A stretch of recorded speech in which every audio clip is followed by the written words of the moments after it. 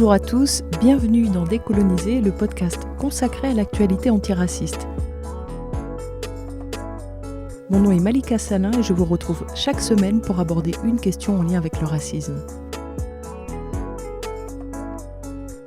Décoloniser est un espace où parler de lutte, de résistance et où essayer de comprendre comment fonctionne le racisme pour mieux le combattre.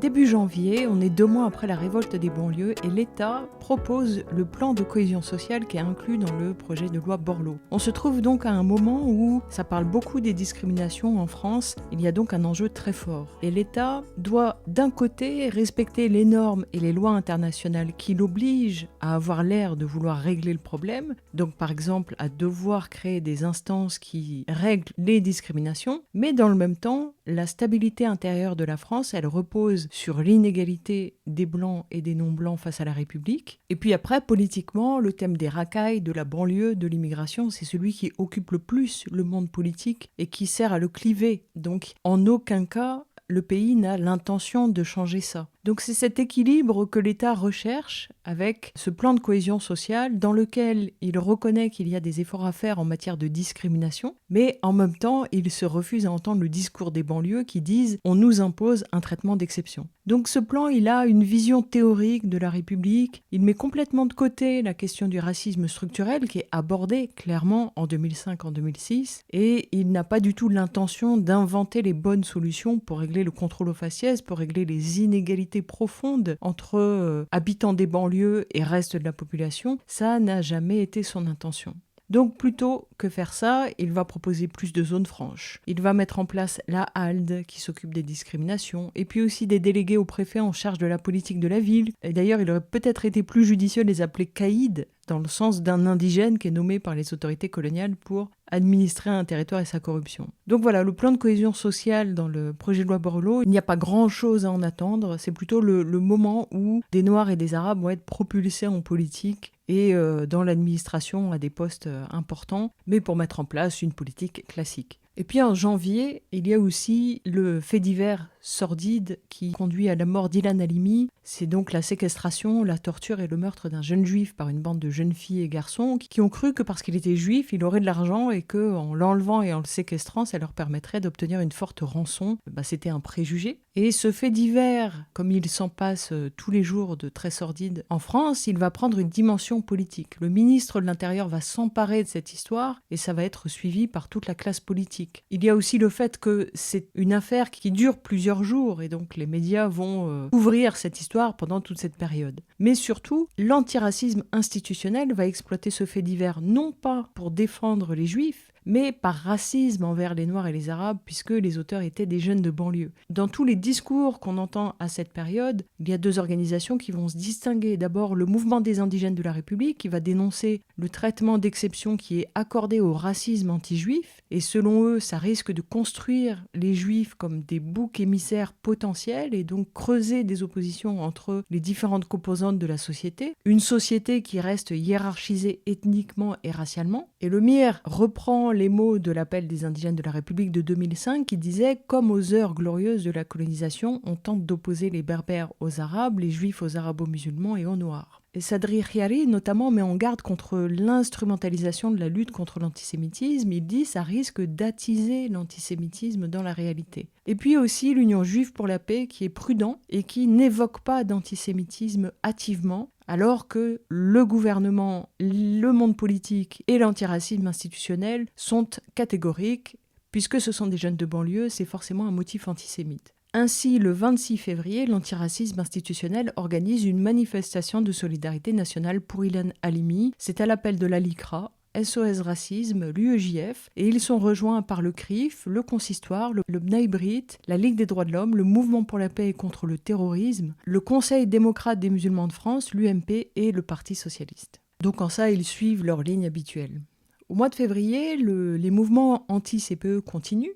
le mouvement lycéen contre le CPE, il y a des universités aussi qui sont bloquées. Et à l'époque, la jeunesse dénonce la loi sur l'égalité des chances qui prévoit de précariser la jeunesse, qui cherche à étendre l'apprentissage chez les classes populaires. Et dans les revendications du mouvement anti-CPE, il y a aussi la demande d'amnistie pour les révoltés de novembre. Et ça, c'est vraiment quelque chose de très positif parce que ça met en échec la tentative du gouvernement à l'époque de monter la jeunesse blanche contre celle des banlieues. Toujours en février, cette fois du côté du Lyonnais, l'association Diversité organise un nouvel an culturel. Alors c'est un événement qu'elle a l'habitude d'organiser à cette période. Et cette année-là, ils vont la consacrer à la question des mémoires partagées. Donc c'est une ligne qui est complètement en phase avec la ligne du Tactique Collectif à Toulouse, qui est organisateur du festival Origines Contrôlées. Donc pour ce nouvel an culturel à Lyon, ils vont inviter Alice Cherki, qui est auteur d'une biographie de Frantz Fanon. Ils invitent aussi le réalisateur du film Fanon, une mémoire d'asile,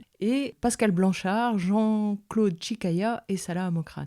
Mais l'événement fort de 2006, c'est surtout l'appel de Clairvaux. 10 condamnés à des longues peines publient cet appel, qui a été rédigé par Abdelhamid Hakkar. Dans ce texte, ces hommes réclament le rétablissement de la peine de mort. Ils disent qu'ils préfèrent mourir que vivre dans de telles conditions. Et pour eux, imposer à un détenu des durées de prison telles que les détenus n'ont aucune chance d'en sortir vivants ou lucides, c'est pire que la peine de mort. Et ils se mobilisent aussi parce qu'au niveau européen, des mesures viennent d'être votées en début d'année qui imposent aux pays membres de mettre en place des mesures pour que les détenus puissent progressivement revenir à la vie en milieu libre. Et quand les gens ont été condamnés à de longues peines, ces règles européennes obligent l'administration à les préparer à la libération ou au moins à les préparer à la conditionnelle. D'après cet appel de Clairvaux, passé 15 ans de prison, les peines n'ont plus aucune valeur dissuasive. Si les gens ne sont pas complètement brisés, ils auront développé une telle haine du système que, de toute manière, s'ils se trouvent dehors, ça va entraver leur liberté. Et c'est ce qui fait dire à Abdelhamid Hakkar que, après 15 ans, les détenus se trouvent clochardisés, donc dangereux quand ils sortent. Or, derrière les barreaux, souvent ils ne peuvent pas travailler.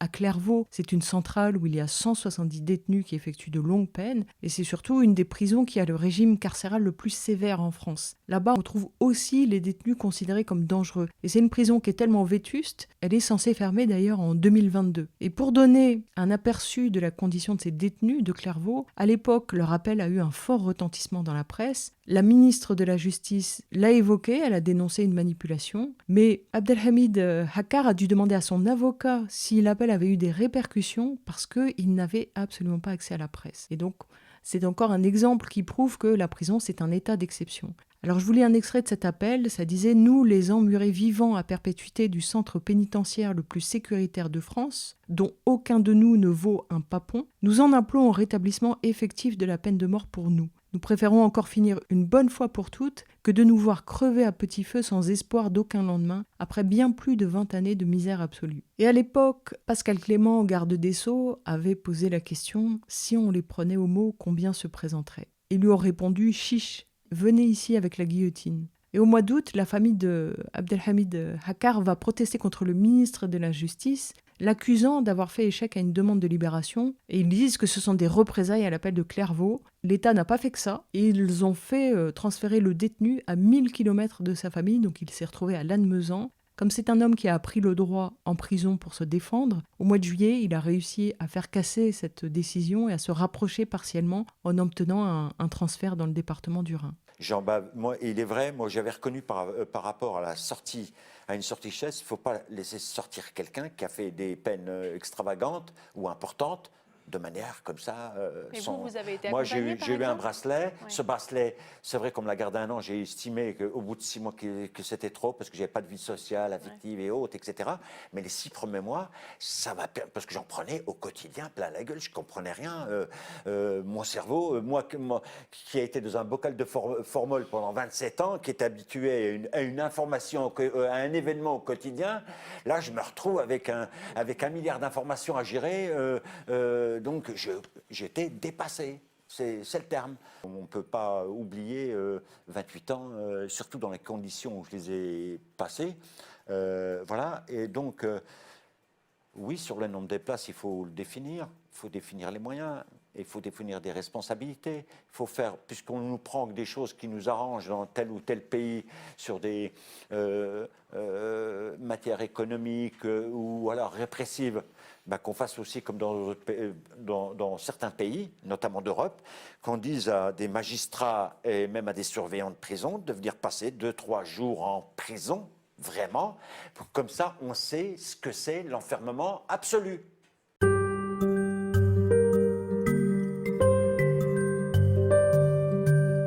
En février 2006, c'est aussi l'affaire des caricatures du prophète. En septembre 2005, un journal danois avait publié les caricatures de 12 dessinateurs. Donc d'après eux, depuis l'assassinat d'un dessinateur hollandais en 2004, les journaux se censuraient.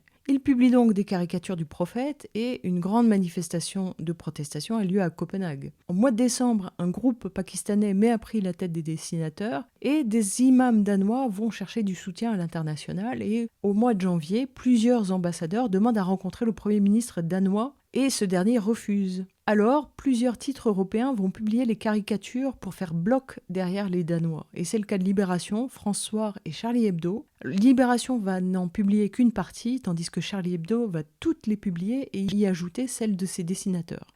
À la même période, le mouvement des indigènes de la République appelle à manifester devant l'Assemblée nationale pour dénoncer l'oppression et les discriminations produites par la République postcoloniale. C'est aussi le mois où est publié le livre noir de la double peine. Et début mars, 12 militants publie le Manifeste des 12. Dedans, on retrouve Shala Shafik Beski, Caroline Forest, Bernard-Henri Lévy, Taslim Nasrin, Salman Rushdie, Antoine Sfer, Philippe Val, et ils dénoncent l'islamisme en tant que totalitarisme religieux mettant en danger la démocratie à la suite du fascisme, du nazisme et du stalinisme. C'est suivi par une pétition contre le nouvel obscurantisme, coécrite par Pierre Cassin, Corinne Lepage et Caroline Forest. Donc pour eux, l'islam intégriste gagne du terrain en France, en Palestine et en Égypte. Ils les appellent à distinguer arabes et musulmans, ainsi que musulmans et intégristes. Pierre Cassin et Caroline Forest veulent se battre, je cite, à la fois contre le racisme et contre l'intégrisme, tous les racismes, anti-arabes comme anti-juifs, anti-femmes ou anti-homosexuels, et tous les intégrismes de toutes les religions.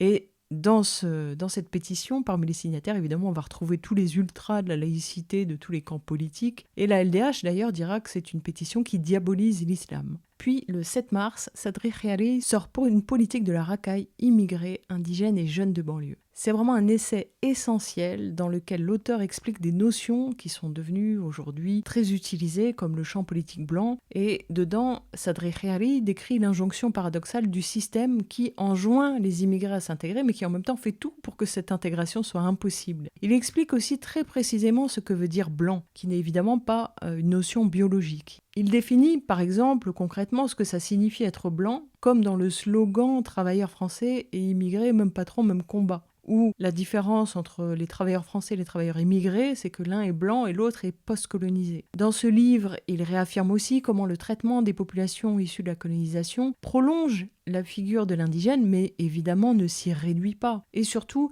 il s'attaque au mythe de la République et de l'égalité, et il revient en détail sur les réactions que l'appel des indigènes a créées. Et pour lui, ce sont des réactions qui permettent de montrer des fractures qui existent, mais qui auparavant étaient invisibles à l'œil nu. Il décrit aussi l'obsession de la racaille en France et le rôle que cette obsession a dans la manière dont la nation française et la République se construisent et se pensent. Et puis, il redéfinit aussi ce que ça veut dire pour les indigènes, la lutte, ce qui relève de la lutte. Et ça change complètement notre regard sur notre réalité sociale et surtout raciale ici en France. C'est vraiment une contribution intellectuelle majeure pour l'immigration. Sadri Khiari a posé les bases de la lutte à laquelle on participe aujourd'hui. Il l'a fait de plein de manières. Et il y a au moins une preuve, et c'est le marché du livre qui le montre. La plupart des ouvrages dont je vous parle ici, les ouvrages de Pierre-André Taguieff, tous les brûlots islamophobes des années 2000 ont subi une décote importante. La plupart des livres dont je vous parle ici valent aujourd'hui autant qu'un café chez Starbucks. Tandis que celui de Sadri Khiari, aujourd'hui, il est collector et il se vend à 5 fois son prix de sortie. Et à l'époque, LMSI avait publié l'introduction. LMSI, c'est le site de Pierre Thévagnan, les mots sont importants. Et vous trouverez le lien vers l'introduction en référence de ce podcast. Quant au mouvement des indigènes de la République dont il est issu, depuis son agora en 2005, il continue son action, partant du principe qu'il n'y a aucune force politique, ni aucun syndicat qui s'est intéressé suffisamment aux oppressions qui sont vécues en France par les populations issues de la colonisation. Donc lui, il en prend acte et il appelle à s'organiser de manière autonome. Et le MIR explique bien que cette autonomie, c'est une nécessité pour pouvoir ensuite construire des alliances saines à égalité. Et c'est important de revenir sur cette notion d'autonomie. Elle est vraiment née de décennies d'expérience en France où chaque fois que les indigènes et l'immigration construisaient des mobilisations, les organisations blanches cherchaient à l'encadrer ou à en prendre les rênes et tentaient de mettre les gens en lutte à la place de grands témoins. C'est arrivé par exemple aux résidents des foyers Sonacotra quand ils ont organisé leur grande grève coordonnée sur tout le territoire. C'est arrivé à la plupart des luttes indigènes. Donc c'est cette expérience de récupération, de mobilisation par des organisations ou des syndicats blancs qui utilisent ces initiatives pour pouvoir illustrer leur analyse du monde trotskiste, léniniste, maoïste ou que sais-je. En tout cas, partant de tout ça, le mouvement des indigènes de la République se donne pour ambition de construire une communauté politique, c'est-à-dire qui réunit les victimes de racisme et leurs alliés autour d'intérêts communs. Puis, au mois d'avril, un grand concert est organisé au Bataclan, c'est le concert à toutes les victimes. Parce qu'en 2006, un des principaux sujets de mobilisation, c'est la demande d'amnistie pour la jeunesse en lutte. La jeunesse du CPE, mais aussi la jeunesse des banlieues, parce qu'une partie du mouvement social considère que ce qu'ils ont fait n'était pas politique. Le collectif à toutes les victimes, il s'est créé immédiatement après les émeutes. À l'époque, ils ont un site internet qui est très actif sur les questions de répression politique. Et avec l'association Diversité de Lyon, ils organisent un concert militant au Bataclan à Paris pour récolter des fonds qu'ils vont reverser aux personnes incarcérées qu'ils appellent les victimes de la répression. Le mouvement des indigènes, le mouvement de l'immigration et les banlieues et Assez le Feu sont présents et tiennent une table pendant le concert. Donc pour À toutes les victimes,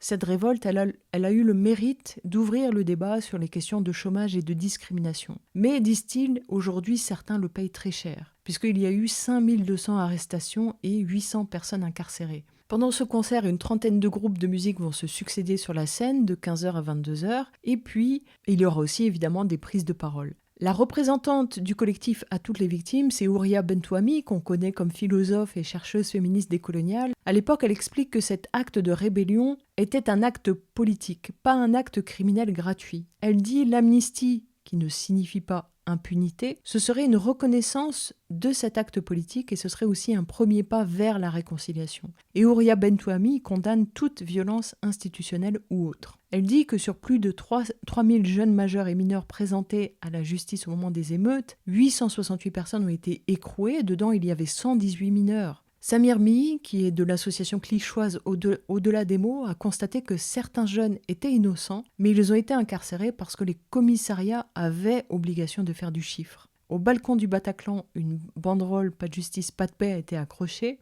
Et dans les prises de parole, les indigènes rappellent que les jeunes se sont soulevés pour avoir droit à la justice, pas à la répression.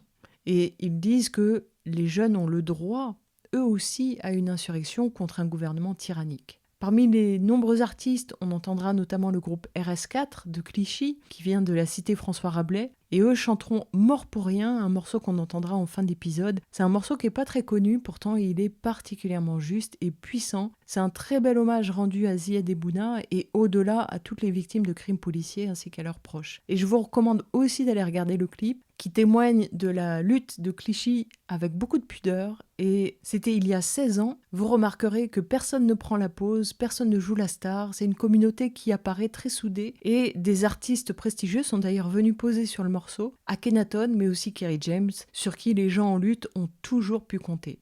Et Houria Bentouami rappelle d'ailleurs qu'il y a besoin des artistes. Les rappeurs, les chanteurs de reggae ou même de rock qui sont là permettent de politiser un cri et de faire prendre conscience à l'opinion publique que ce n'était pas une révolte pour rien. Et Samir Mihi, lui aussi, explique que c'est de ne pas écouter les banlieues quand elles dénoncent l'injustice qui crée ces explosions. Parce que quelle autre solution est-ce qu'il reste alors ? Et dans cet événement, on voit converger des organisations qui sont très diverses. Certaines sont révolutionnaires, d'autres prônent l'inscription sur les listes électorales, mais elles ont convergé autour de cette exigence d'amnistie. On y rencontre aussi Laurent Mucchielli qui a publié en mars 2006 un ouvrage sur ces révoltes qui s'appelle « Quand les banlieues brûlent ». Et à l'époque, il était très pessimiste sur la capacité de l'État à entendre et à prendre en compte cette colère. D'autant que le discours dominant de la société, c'était celui d'une violence gratuite. En tout cas, toute notre reconnaissance fraternelle à la Scred Connexion, Strike Adi, MAP, Hachim, Axiom, Youssoufa, Charlie Bauer, Chadenpo, Telema, Kwal, Kalalou, Sound System, Kidam, Manu Baobab, 5 Magnifiques, Julien Lemaire, Boulawan, Meheza, Poète Maudit, 26 Hall, Collectif Aïe, La Mégarde et Tiwoni qui sont venus poser pour ce concert. C'est immédiatement après, le 11 avril, qu'Assez le Feu lance son tour de France. Puisque en novembre, à la faveur des révoltes, beaucoup d'initiatives étaient nées, qui se présentaient comme des réponses au malaise des banlieues. Or, on se trouve aussi à 2 ans des présidentielles. Début 2006, c'est la période de pré-campagne. Et on sait que depuis 1988, le vote des banlieues et de la jeunesse de l'immigration, il est très convoité. Il y a donc par exemple Devoir de mémoire qui fait campagne pour inciter à s'inscrire sur les campagnes électorales. Il y a aussi Rachid Nekaz qui était dans cette démarche et qui en décembre 2005 avait été reçu à Matignon. Donc comme lui, émergent des acteurs qui se positionnent comme des relais entre la colère des banlieues et le monde politique. Ainsi, on avait évoqué la dernière fois Banlieue 69, mais il y a aussi Assez le Feu qui, dès le printemps, fait une tournée des banlieues avec un bus et recueille des doléances des habitants des quartiers. Ces doléances, elles vont parler de discrimination, d'emploi, de police, de CPE, etc. Assez le Feu, c'est l'acronyme de Association du collectif Liberté, Égalité, Fraternité, Ensemble et Unis. C'est un collectif qui a vocation à recueillir la parole des Français qui habitent là où certaines classes politiques ne vont. Bon, sachant que c'est très vague, pour évidemment éviter de se faire taxer de communautariste, et en même temps, c'est un peu maladroit de dire que ça s'adresse aux Français, puisque le pays, la France, n'est pas peuplé que de Français. Assez le Feu va d'ailleurs apparaître dans le documentaire de Yamina Benguigui sur le plafond de verre, c'est un film qui défend l'intégration professionnelle de l'immigration, et donc Assez le Feu va aller partout en France, avant de déposer le 25 octobre leur cahier de doléances à l'Assemblée nationale. Mohamed Meshmesh dit que ce cahier est un outil de démocratie participative et il est important que nous, citoyens, on en soit à l'origine. Toujours en avril, cette fois c'est le mouvement de l'immigration et des banlieues qui est à la Bourse du Travail de Saint-Denis pour fêter ses 10 ans d'existence. On y trouve des militants d'associations de quartier de toute la France qui sont réunis et qui partagent leur expérience. Mognis Abdallah, qui est présenté dans la presse comme un des cofondateurs du mouvement, dit non, il n'y a pas de dépolitisation des quartiers, il y a simplement un isolement. Nous n'avons pas souhaité nous exprimer lors des émeutes de novembre 2005 car nous ne voulions pas apparaître comme un porte-parole de ces jeunes. Nous ne sommes pas là pour parler à leur place, d'autant que la tranche d'âge concernée n'est pas encore représentée au MIB. Nous ne sommes pas du genre à profiter de la situation. Il y a aussi Pierre-Didier Tchétchéapéa d'Agora qui explique que déjà après la mort de Thomas Claudio en 90 à Vaux-en-Velin, ça avait commencé par la colère, puis des projets avaient été mis en place et proposés aux politiques et aux maires ainsi qu'aux adjoints. Je cite Pierre-Didier Tchétchéapéa, « Suite à cette frustration, ils ont décidé d'agir en autonomie et ils ont commencé à militer politiquement, à présenter des listes indépendantes aux élections cantonales et régionales. Aux dernières cantonales, ils ont remporté 10% des voix. Leur but est de créer un véritable rapport de force politique afin de faire entendre leur voix et leur position quant aux changements et aux sujets qui les touchent directement. À cette rencontre, on entend aussi Samir Balouj de Bouge qui bouge à Damary-Lélis qui explique que dans sa ville, il y a eu récemment un mort dans une course-poursuite avec la police, mais qu'ils ont réussi à tenir la cité. Et il a le sentiment, Samir Balouj, qu'en 2006, les banlieues sont en train de passer de l'associatif au politique. Quant à Tarek Kaoutari, cofondateur et militant du MIB, il dit « Il y en a marre de pleurnicher sur notre sort, essayons de porter ces luttes nous-mêmes ». Et il prône l'autonomie et l'indépendance. Il dénonce aussi les négociations clientélistes entre certaines associations et les partis politiques. Sur ce point, Pierre-Didier Tchétchéapéa répond que les banlieues sont des miroirs grossissants de la société. Il dit « Nous voulons articuler ces expériences locales sur un mouvement national autonome. C'est pourquoi nous allons mettre en place une université d'été et un forum social des quartiers populaires. » Et enfin, Sakina Baha appelle à penser par nous-mêmes et nous réapproprier la place politique. Le 21 avril, à la date anniversaire du choc de Le Pen au deuxième tour des présidentielles, Olivier Besancenot et Salah Amokrane copublient dans Libération un texte qui dénonce la répression d'État contre la jeunesse avec le CPE ou la révolte des banlieues. Pour eux, cette jeunesse, elle a en commun de refuser la précarité comme perspective d'avenir, et ils disent « c'est un quasi mai 68, on doit entendre la jeunesse ».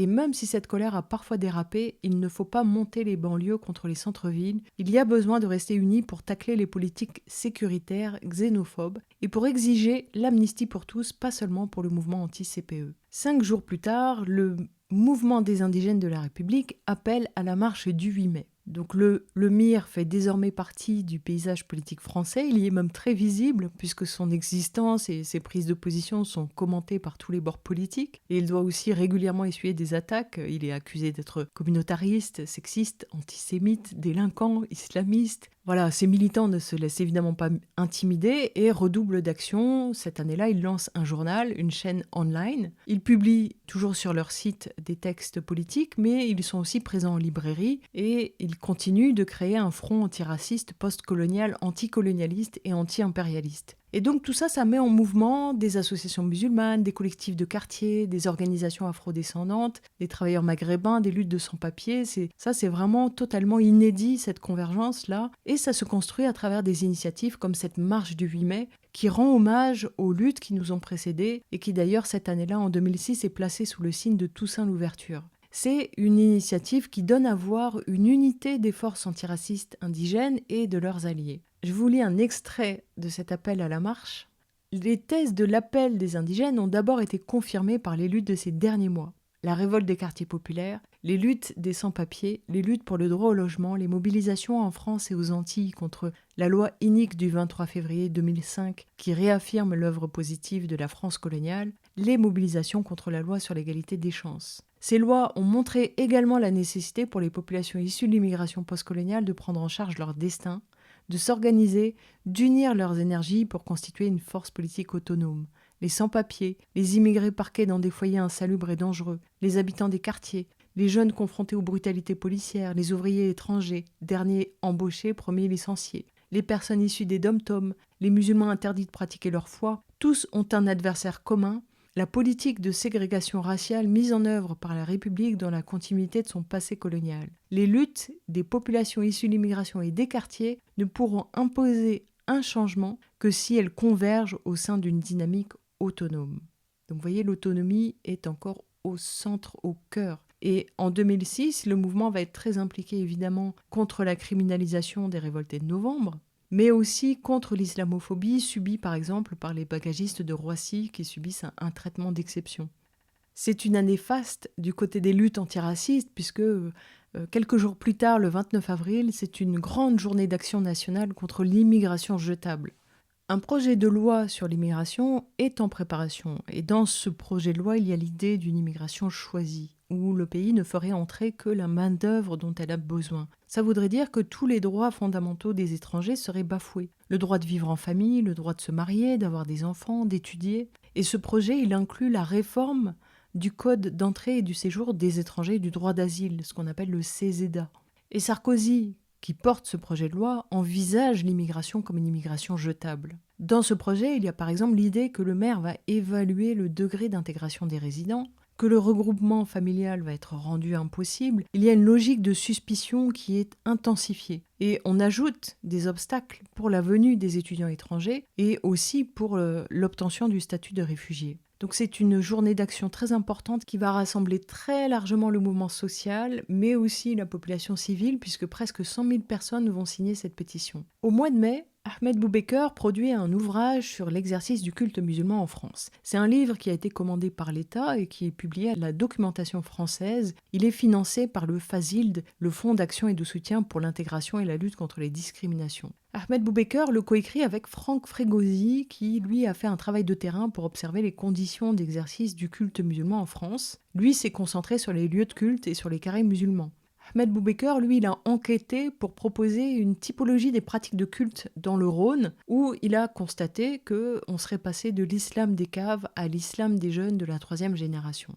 Du côté de la mémoire de l'esclavage, le 10 mai, c'est la première fois qu'en France est célébrée la journée des mémoires de la traite négrière, de l'esclavage et de leurs abolitions. C'est une date qui a été préférée le 10 mai au 27 avril 1848, qui était la date d'abolition définitive de l'esclavage en France. Et il va y avoir au mois de mai de nombreuses manifestations impulsées par l'État ou complètement autonomes. Alors du côté de l'autonomie, il y aura bien sûr le convoi pour les réparations en Martinique, mais aussi en France, et il va aller de République à Nation puis à la rue Delgrès. À la fin du mois de mai, c'est le début de la lutte pour les Chibani. L'émission Ici et là-bas de France Inter va s'associer à l'association Diversité, à Rouet à cœur ouvert et au mouvement de l'immigration et des banlieues pour lancer l'appel Justice et dignité pour les Chibani. Ce sont des organisations qui sont irritées de voir que les initiatives sur la mémoire de l'immigration et de la colonisation se multiplient sans cohérence et sans substance politique. Ils dénoncent ce qu'ils appellent du commémoratisme et là-dedans il faut référence à l'inauguration de la Cité nationale de l'immigration mais aussi aux films de Yamina Benguigui qui sont très largement loués. Ils disent « Les Chibani et la question coloniale deviennent une rente pour certaines structures ou personnalités qui les convoquent uniquement pour remplir les lignes budgétaires de leur dossier de subvention avec la caution des pouvoirs publics en charge. » Mais dans le même temps, les anciens, la première génération, vivent dans une précarité énorme et en plus, l'administration leur met constamment des bâtons dans les roues pour empêcher qu'ils accèdent à leurs droits, que ce soit pour des aides au logement, à la retraite, à la couverture santé, etc. Et c'est une lutte qui va durer quelques années et qui va même aboutir à une victoire, notamment à Toulouse, où les Chibani gagneront une lutte contre la CARSAT. Toujours au mois de mai, plusieurs collectifs de gauche se réunissent à Bègle au rendez-vous de Terre-Neuve. Ils viennent partager leur expérience politique et c'est un événement qui est assez énorme et qui ressemble un petit peu à l'esprit du Larzac avec plusieurs débats pendant ce week-end.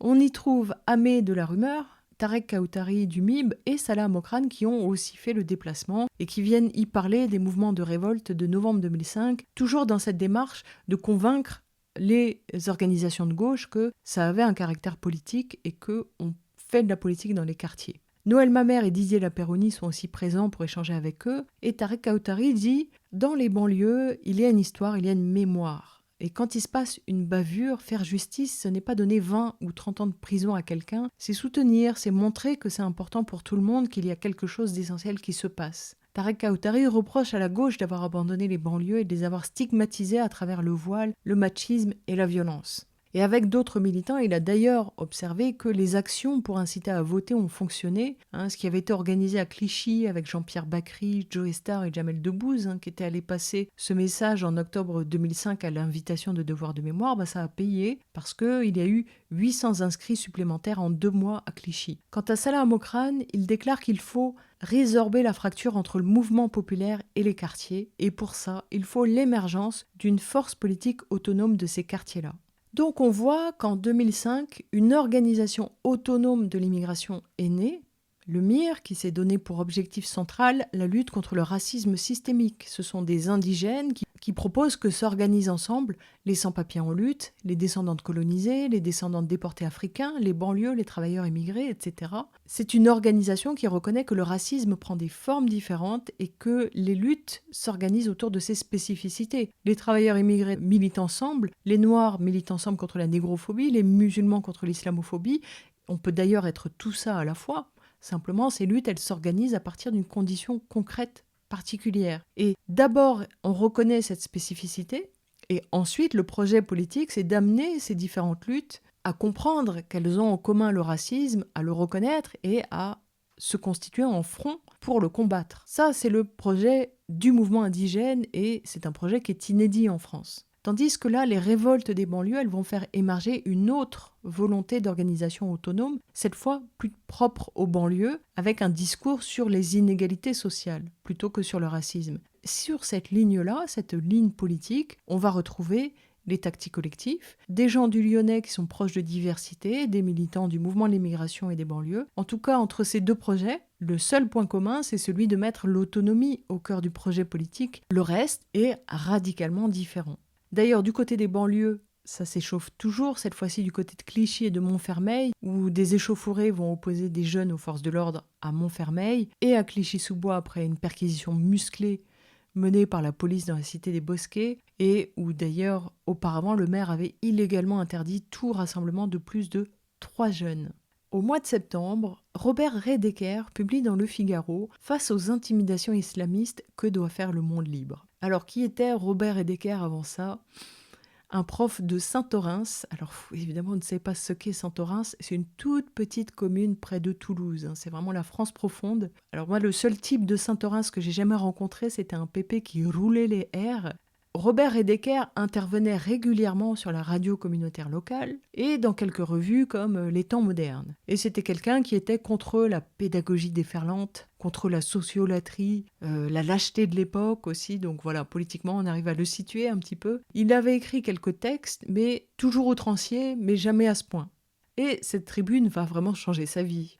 Dans cette tribune, il développe une thèse qui est très proche de celle de Pierre-André Taguieff, c'est que le totalitarisme communiste a été remplacé par celui islamiste, et l'Europe est en danger. Il écrit « L'Occident se retrouve sous surveillance idéologique », parce que Robert est en colère, ce qu'il a lu sur l'islam dans l'encyclopédie universaliste, le glace d'effroi. Il écrit que le Coran est un livre d'inouïe violence. Tandis que pour lui, le christianisme est amour. Il dit « Aucune des fautes de l'Église ne plonge ses racines dans l'Évangile. Jésus est non violent. Le retour à Jésus est un recours contre les excès de l'institution ecclésiale. Le recours à Mahomet, au contraire, renforce la haine et la violence. Jésus est un maître d'amour, Mahomet un maître de haine. On ne peut plus aller en petite tenue à Paris-Plage ni caricaturer l'islam. La mixité n'est pas possible à certains horaires de piscine. La liberté de penser et de s'exprimer est en danger en Occident. Donc vous en doutez, c'est pas un très bon texte, complètement excessif, caricatural. Et puis c'est la même démarche que Taguieff, c'est-à-dire que ça vise les militants de gauche non islamophobes, à qui il dit aujourd'hui à nouveau des intellectuels incarnent cet œil du Coran comme ils incarnaient l'œil de Moscou hier. Ils les excommunient pour islamophobie comme hier pour anticommunisme. Et puis, au calme, il dit du prophète qu'il est pillard, massacreur de juifs et polygame. Donc le ton insultant de Redeker est choisi très délibérément. Et évidemment, il va avoir l'effet escompté. De très nombreux musulmans vont se sentir insultés. Certaines de ces personnes vont dénoncer la diffamation des religions en évoquant l'islamophobie. Et ça, c'est une tactique qui permet d'amalgamer les deux. Diffamation des religions et islamophobie. Et ça permet de taxer la lutte contre l'islamophobie d'une attaque liberticide. Et ça fonctionne, parce que le lendemain, la Tunisie interdit le journal Le Figaro pour offense à l'islam. Des menaces de mort sont lancées par des organisations d'Al-Qaïda, des appels à assassiner Robert Redeker circulent avec son adresse et il devient le nouveau Salman Rushdie. À l'époque, Robert Redeker écrit à un ami que sa vie est devenue un cauchemar, qu'il se fait héberger, il doit se cacher, il est sous protection policière. Et pour lui, finalement, c'est la démonstration de ce qu'il évoquait dans son texte. Ce qui m'est fait correspond tout à fait à ce que je dénonce dans mes écrits. L'Occident se retrouve sous surveillance idéologique de l'islam. Alexandre Adler, Pierre-André Taguieff, Alain Finkielkraut, André Glucksmann, BHL, Claude Lanzmann et d'autres s'émeuvent de sa situation et demandent aux croyants, et particulièrement aux musulmans, de le protéger. Évidemment, tous les Native Informants vont répondre présents, tandis que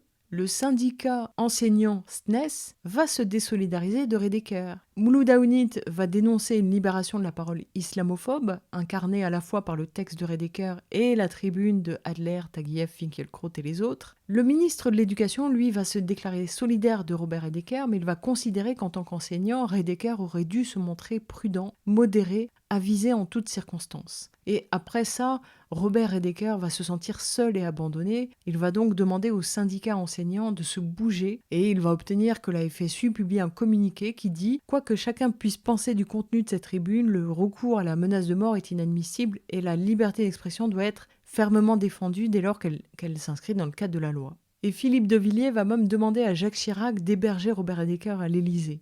Alors du côté de Saint-Orens, ça se passe tout à fait différemment. À son lycée, Robert Redeker a été remplacé. Ses élèves ne sont pas du tout inquiets. Ils disent que c'est le professeur qui est visé, c'est pas du tout le lycée. Donc pour eux, la vie n'a pas changé. Il y a un jeune Benjamin qui dit à la presse « En faisant ça, je pense que l'enseignant savait ce qu'il attendait. C'est quelqu'un qui a l'habitude d'exposer en cours ses idées, il n'est pas très neutre. » Et une collègue prof de philo va l'enfoncer en disant à la presse « Quand on est philosophe, on ne doit pas mêler le mot liberté à toutes les sauces. » Le maire de Saint-Orens va lui reprocher d'avoir signé son texte en tant que professeur au lycée Pierre-Paul Riquet de Saint-Orens de Gameville, ce qui est une manière de désigner son lycée et son village.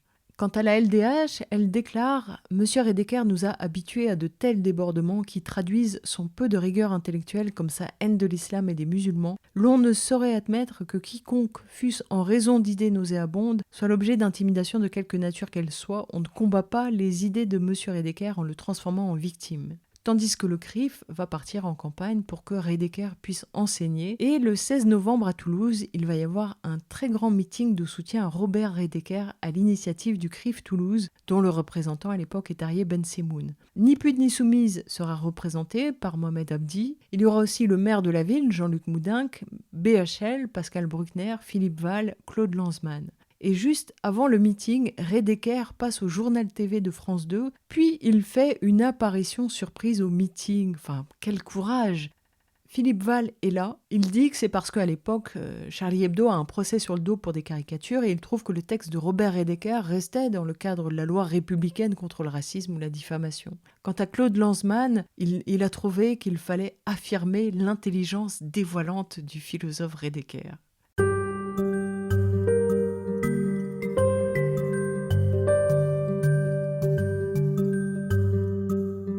Le 11 septembre, le mouvement contre le terrorisme commémore les attentats de New York. Donc ce mouvement contre le terrorisme, il était déjà à l'appel en début d'année de la manifestation du CRIF pour soutenir Ilan Halimi. Et à cette commémoration du 11 septembre, on va trouver un personnage intéressant, François Zimmeret. À l'époque, il est président de la communauté d'agglomération de Rouen. Et c'est surtout quelqu'un qui a été député européen socialiste de 1999 à 2004. Et quand il était député européen, un de ses combats, c'était que le contenu pédagogique des ouvrages scolaires palestiniens financés par l'Europe soit contrôlé. À cause de son extrémisme, il a perdu l'investiture socialiste et donc son siège de député européen. Mais dans ce combat, il a trouvé une politique alliée sur la même longueur d'onde que lui, en la personne de Corinne Lepage. Et oui, cette femme politique qui coécrivait en début d'année un Brûlot avec Caroline Fourest et Pierre Cassin. Donc tous les deux, François Zimmeret et Corinne Lepage, se trouvent ensemble à cette commémoration du 11 septembre, organisée par le très radical mouvement contre le terrorisme. En septembre, toujours, le film Indigène sort au cinéma. Il est réalisé par Rachid Bouchareb, qui est un bon réalisateur, à qui on doit le très réussi Little Sénégal. Mais bon, Indigène est un blockbuster consensuel, mais qui a le mérite de représenter des aspects méconnus de l'histoire en France, et notamment les massacres de Sétif et Guelma. Mais Bouchareb omet de dire que la participation des soldats qu'on voit dans le film a été imposée majoritairement. Beaucoup de ces soldats ont été réprimés ou menacés de mort s'ils ne s'enrôlaient pas pour la France. Donc bon, pour le français moyen, ce film c'est un gros geste, une grosse avancée que de tolérer un film où on ne voit que des Nord-Africains à l'image sur un épisode qui remue leur mauvaise conscience, mais ça reste un message grand public qui n'a pas de propos très clivants, et c'est cette absence de propos qui va être récompensée, puisque le film non seulement fait un succès dans les salles, mais il est aussi primé et reçoit des distinctions. C'est d'ailleurs un film que Jacques Chirac a adoré.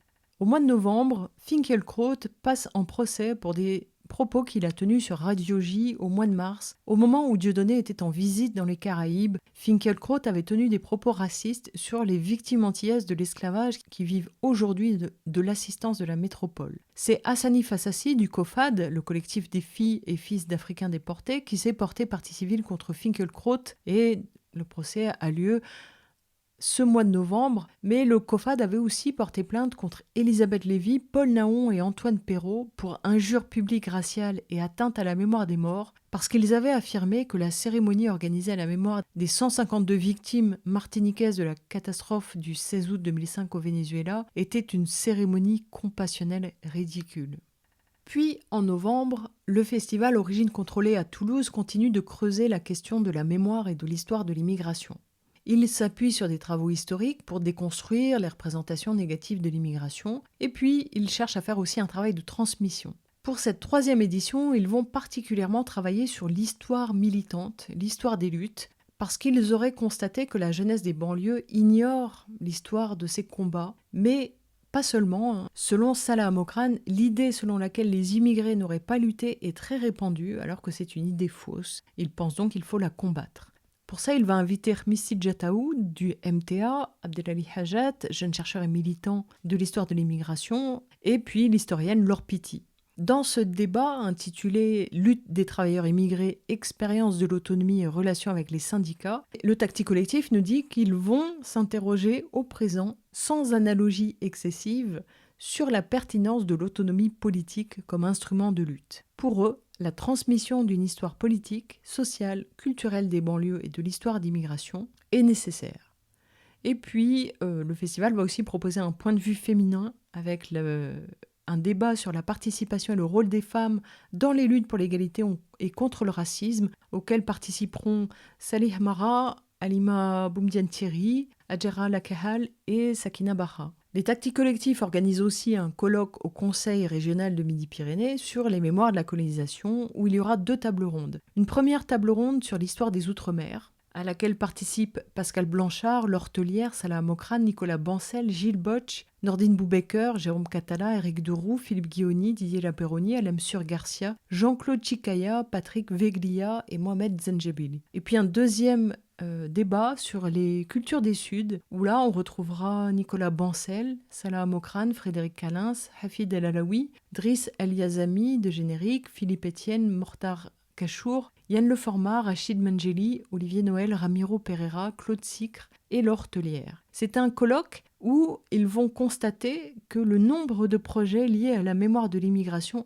explose. Le représentant de l'Accès dira qu'en 2002, il y avait 3 ou 4 demandes pour tout Midi-Pyrénées, alors qu'en 2006, il y en a 60. Ça veut dire que l'État rend plus d'argent disponible, plus de crédits pour travailler sur la mémoire de l'immigration. Et donc, c'est une des raisons qui peut expliquer l'attrait soudain d'associations pour la mémoire de l'immigration.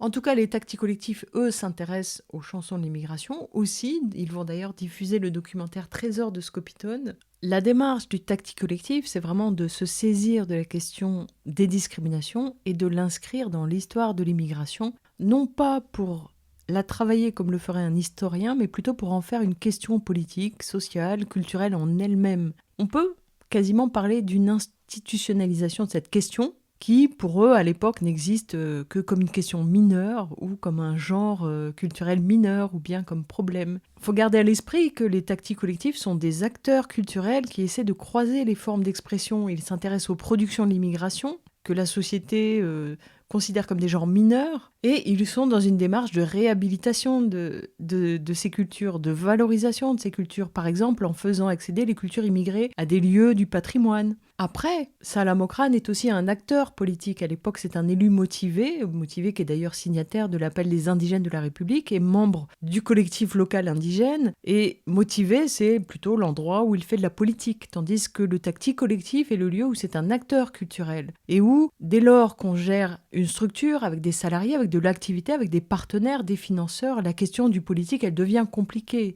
D'où la double action. L'action culturelle à travers le Tactique Collectif et Origine Contrôlée et l'action plus politique à travers Motivé. Et pour la 3e édition de ce festival, les Tactiques Collectifs vont là s'engager plus avant dans la mise en avant d'expériences qui montrent le foisonnement social, politique, culturel des quartiers populaires et de l'immigration. Donc ils sont vraiment sur le terrain des représentations. Ils essaient de combattre le regard misérabiliste ou méprisant que la société pose sur les banlieues. Puisque les gens de droite méprisent les banlieues et l'immigration. Bon, en 2006, c'est loin d'être un secret, mais à gauche, c'est pire parce que c'est du paternalisme, c'est du mépris déguisé en bienveillance, ce qui est assez insupportable. Or, les Tactiques Collectifs sont des militants de gauche. Contrairement au mouvement des indigènes de la République, ils se positionnent à gauche. Donc ce travail de réhabilitation de l'immigration et des banlieues, ils le font aussi et surtout vis-à-vis de leur camp politique. L'Humanité a l'habitude de couvrir le festival Origine Contrôlée. Cette année-là, il raconte que plusieurs fois, Salah Mokrane a posé la question « Est-ce qu'on peut laisser dire que nos pères ont été silencieux ou dociles ?»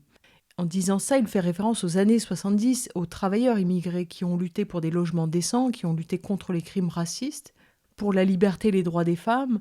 Et pour eux, les chansons de l'immigration, c'était aussi une forme d'expression de l'immigration, comme l'étaient les chansons de Slimane Azem. Donc on ne peut pas laisser dire qu'ils n'ont pas lutté.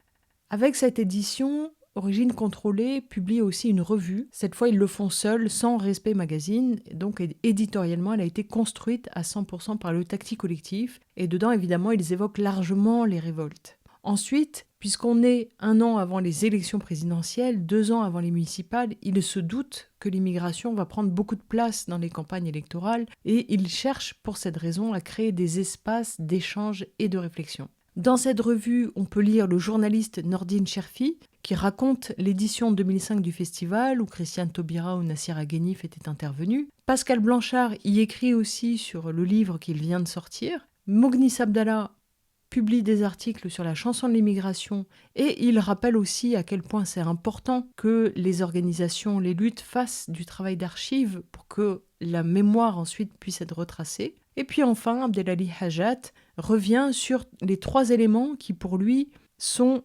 les événements essentiels de l'histoire des luttes. La grève des loyers Sonacotra, le MTA et Convergence 84.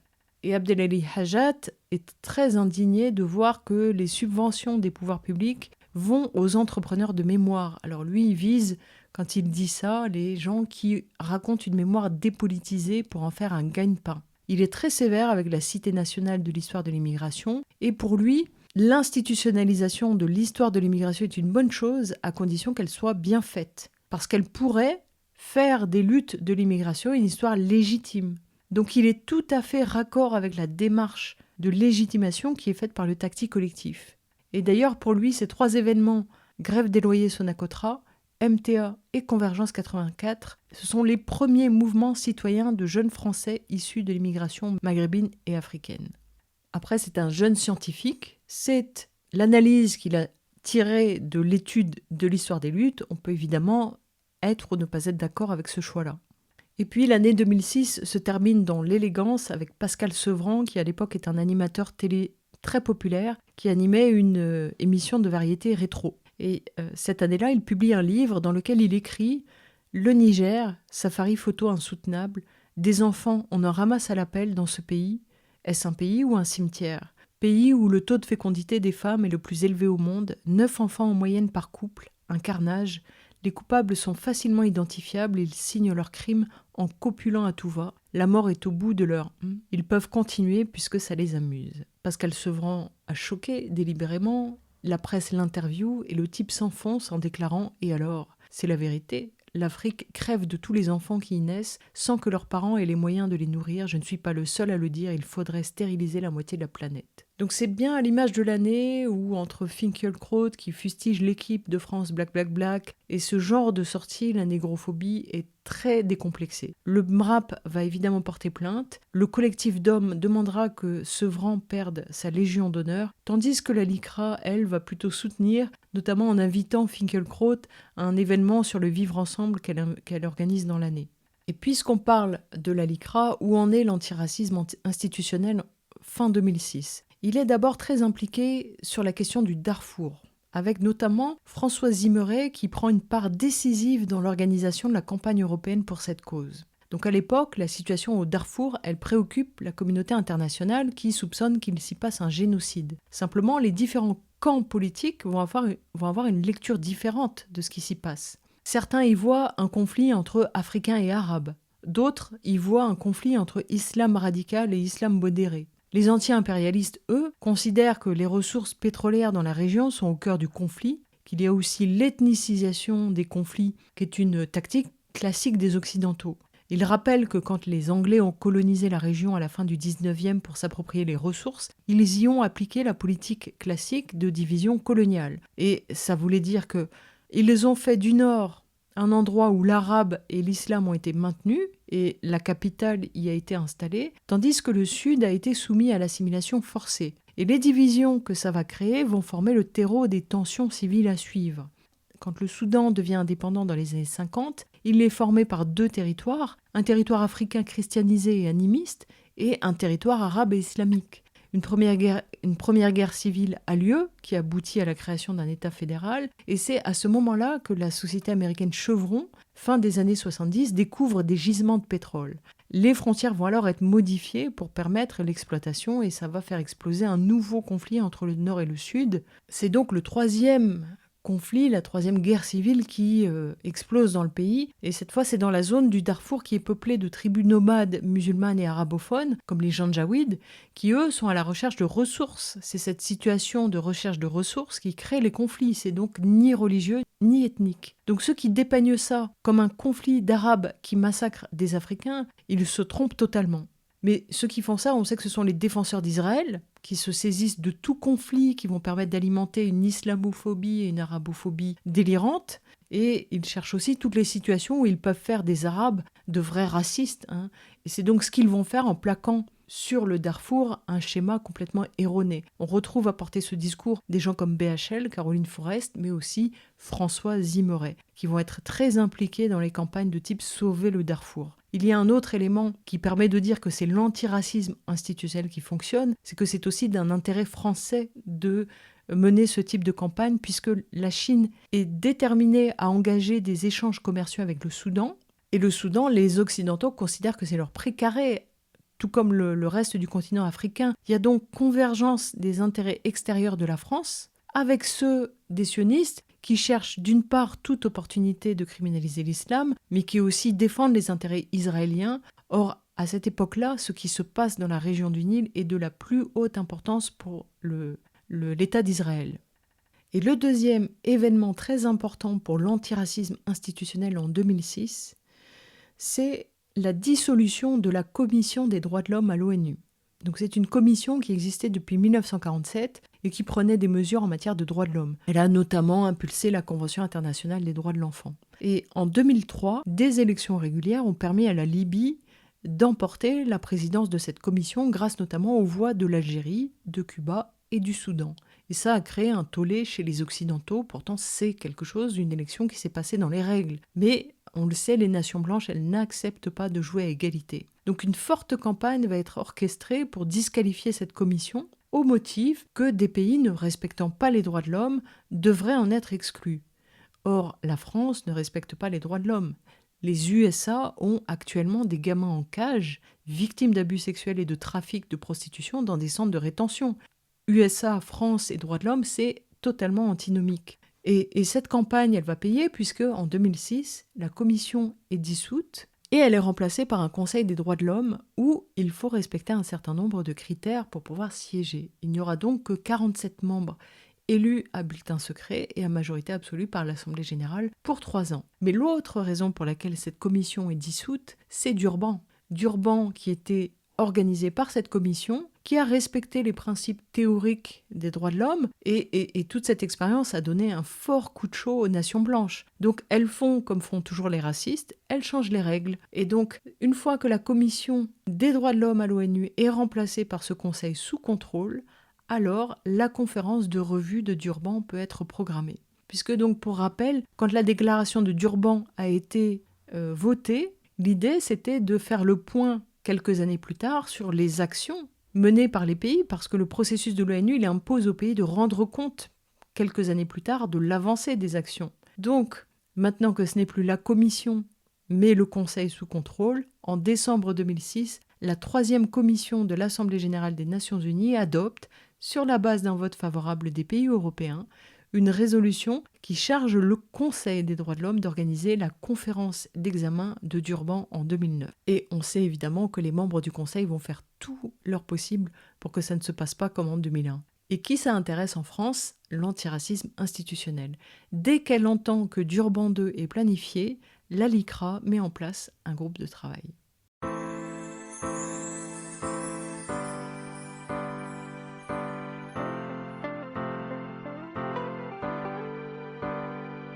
Pour certains c'était des potes et pour d'autres des petits de la cité. Mais seulement 1 sur 3 a survécu dans l'électricité.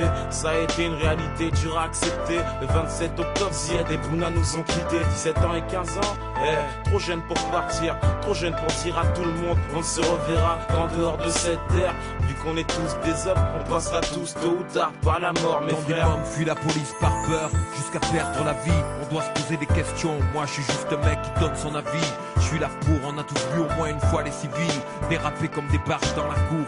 On se comprend plus de la tout part, quand même nos ministres désignent les gosses innocents coupables. Aujourd'hui je frémis parce que j'ai 3 enfants et garde ce dernier verre car je sais ce que sentent les parents. Mon Dieu, je pense à Zied et son accent blédard, son sourire gentil et son pull à capuche team noir. Toujours serviable et jamais en colère. On l'appelait lance-pierre, il avait une force d'homme, frère. Je pense à Bouna, toujours avec Aruna, tout le temps chaîne pointue, pourtant il habitait la Fama. Respect aux familles, Traoré et Bénin, le ghetto est en pleurs, j'en perds mes mots, à la Lermo. On veut savoir ce qu'il s'est passé, on veut nous cacher la vérité. Dans une communauté sous haute tension, de vie gâchée sans explication. Une famille perd son enfant, impossible d'oublier même avec le temps. Bouna, Ziad, paix à vos âmes, paix à vos âmes. Oh, oh, paix à vos âmes. Oh, yeah, yeah, yeah. Sur ce son rap, on est 17, Ika, Bouna et Ziad. Moi j'ai du mal à croire, j'ai du mal à voir ton place Bouna gravé sur du marbre. Tu t'en rappelles chaque soir des bêtes de dark à sous brocade. Histoire des capitales, t'avais une tête de plus que moi. Amateur de moto, danseur de passiol. À fond dans l'ego, va et l'ego. De jour en jour, je deviens fou. Dans ma tête, de bons moments en boucle. Demande à tous depuis que t'es parti. Je ris, mais y a plus d'où à rire. Tu manques à la famille. À chaque hier je prie que Dieu vous ouvre les portes du paradis. Sur ce, j'ai les nerfs, B2G, courageux, parole de frère. Hier, j'ai croisé l'émotion, elle touchait le fond. J'ai croisé des jeunes, puis j'ai croisé des mères, donc j'ai croisé le monde. J'ai croisé les doigts, crois-moi, j'ai prié ma sœur, j'ai pris ma feuille, j'ai pris mon cœur, et puis j'ai crié ma peur. L'amour est fiable et tu le sais. La guerre est bad, elle et lui, vous êtes Bouna. Toi et moi, on est Ziad, on est des anges, on est des grands, on est les enfants qui dérangent. Avec le cœur, ensemble, chante pour tous ceux qui nous manquent. Nous sommes épuisés par les pleurs, à peine 15 ans à fleur de vie Bouna. Ça fait drôle de plus te voir en roue arrière sur ton vélo. Boucle d'oreille, sapé gosse, Roger lançait des projectiles pour vous venger. Mais rien ne vous a réveillé, Ziad. Où est passée ta tête qui nous écoutait le soir à la fenêtre du premier étage? Parlez pas trop, trop sage, tristesse, dépit, faiblesse nous ont envahis. La France est en feu, le ghetto pleure de des siennes. La colère est dans les yeux, deux enfants sont morts pour rien. Une pensée pour eux, lions nos deux mains. Que Dieu leur ouvre la porte des cieux et que ça n'arrive plus demain. Y'a des écoles qui brûlent et des voitures s'embrassent. Ok, brûlons-la mais pas l'histoire de base. Boulet, il y a deux enfants morts avant l'âge. Elle tue sans vergogne, moi ça me fout la rage. Moi jamais de potos qui sont partis trop tôt. Quand je regarde leurs photos, un frisson me monte au dos. On ne vous verra plus en mode puce à la cité. Ça fera bizarre mais c'est une triste réalité. Ziad et Bouna malheureusement nous ont quittés, qu'ils demeurent au paradis pour l'éternité. En attendant j'ai perdu deux de mes refrains. Si c'était à refaire, ce couplet ben je le referais. À mes potes Ziad et Bouna, reposez en paix. Aïe Rahman. Pensez pour métier. Ma présence n'a rien d'honorable, elle est juste normale. Je serai toujours auprès des miens, tant qu'ils auront mal. Ce que je vois dans le studio, c'est beau, c'est grand. Les miens se sont unis, mais pas dans l'autodestruction. Parce que les miens ont une force qu'ils sont les seuls à ignorer. J'attends le jour où ils vont se lever, s'élever dans leur respect. Fasse miséricorde à nos frères Ziad et Bouna. Faut voir comment respecter leur mémoire. Pour Bouna et Ziad, et pour ma plume en versant quelques larmes, partageant la douleur. La souffrance des familles qui pleurent, comprendre ce qu'il s'est passé, exposer la vérité au grand jour, que ce fardeau soit moins lourd. Oh yeah, Bouna et Ziad, reste dans le cœur à tout jamais.